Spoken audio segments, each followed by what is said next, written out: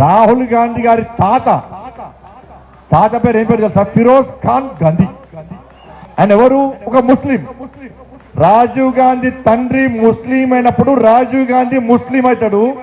రాజీవ్ గాంధీ ముస్లిం అయినప్పుడు రాహుల్ గాంధీ కూడా ముస్లిం అవుతాడు.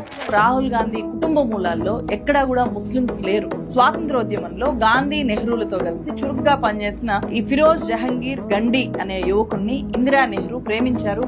అతను పార్సీ యువకుడు. అంటే వాళ్ళ ఫోర్ ఫాదర్స్ పర్షియా నుంచి ఇండియాకు వలస వచ్చి ఉంటున్న వాళ్ళు గుజరాత్కు వచ్చారు.